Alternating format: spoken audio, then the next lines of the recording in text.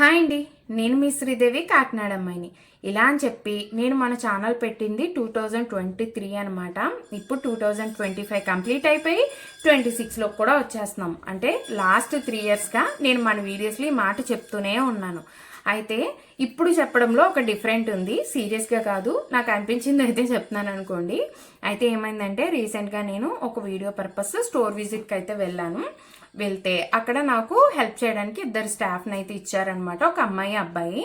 వాళ్ళు నన్ను అడిగారు, మిమ్మల్ని ఎప్పుడు కూడా మేము వీడియోస్లో చూడలేదండి, మీ పేరేంటి అండ్ మీ ఛానల్ నేమ్ ఏంటి, ఇన్స్టా ఐడి ఏంటి అని. నేను అందరికీ తెలియాలని లేదు కదా, నేను అంత ఫేమస్ కూడా కాదు. సో అందుకని నేను చెప్పాను, శ్రీదేవి కాకినాడ అమ్మాయి అని ఉంటుంది, నా పేరు శ్రీదేవి అని. అయితే వాళ్ళు అన్నారు, వెంటనే ఆలోచించకుండా నవ్వుతూ అయితే చెప్పారనమాట, ఏమనంటే అందరిలోని కాకినాడ కామను పేరే మారుతుంది అని. అవునా అని నేను కూడా మనసులో నవ్వుకున్నాను.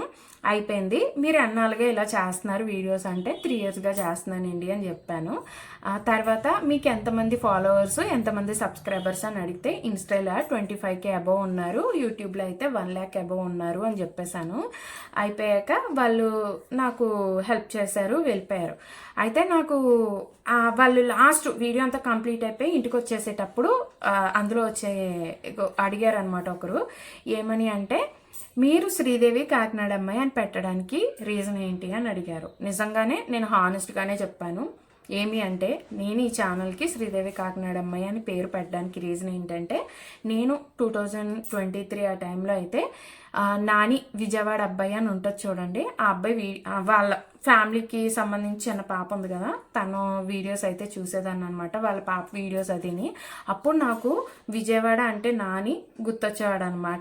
ఇప్పుడు నేను ఎందుకు ఇలా చూస్ చేసుకున్నాను అంటే, కాకినాడ అంటే శ్రీదేవి అని గుర్తు రావాలని. అఫ్కోర్స్ మనం అంత ఎదగలేదు అనుకోండి, ఇంకా చాలా చాలా చాలా మనం నేర్చుకోవాలి, చాలా కంటెంట్ చేయాలి, చాలా రీచ్ ఉండాలి, అంత ఉందన్నమాట అందులోని.